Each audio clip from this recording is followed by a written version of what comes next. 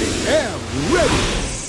GMA Weather, serbisyong totoo ng GMA News.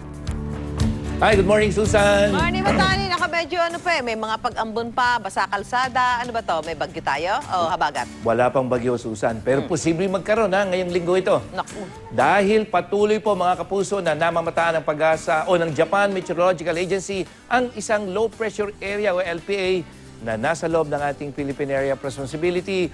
Nasa silangan ito ngayon, Susan, ng Mindanao at atin pong babantayan yung nasabing sama ng panahon kung ito ba ay magiging isang bagyo at lalapit dito sa atin. Dahil kung titingnan natin itong wind forecast ng Metro Weather, yung sirkulasyon na yan mga kapuso, yung babantayan natin. Araw po ng Miyerkules yan, posibleng lalakas.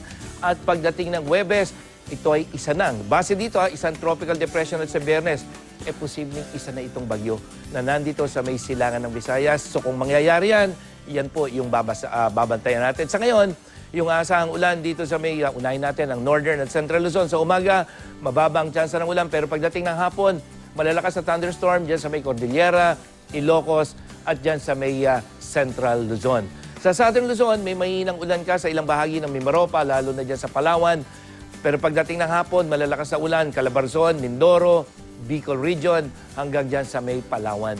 At sa Visayas, may mahinang ulan ka sa central part, pero pagdating ng hapon, halos buong Visayas, may posibilidad ng thunderstorm mga kapuso, western, central, hanggang dyan sa may eastern section. At sa Mindanao, umaga pa lamang, meron ng tsansa ng ulan dyan sa may Zamboanga Peninsula. At pagdating ng hapon, Zamboanga Peninsula, Northern Mindanao, Cagayan Region, kuminsan po, o Davao Region, kuminsan malalakas na thunderstorm ang posibleng maranasan. At mga kapuso, thunderstorm po yung naranasan natin pag-ulan nitong magdamag hanggang kanina. At base sa rainfall forecast ng Metro Weather, magtutuloy-tuloy mga pag-ulan na yan, Susan, kuminsan malalakas dito sa buong Metro Manila, lalong-lalo na mamayang hapon hanggang sa gabi.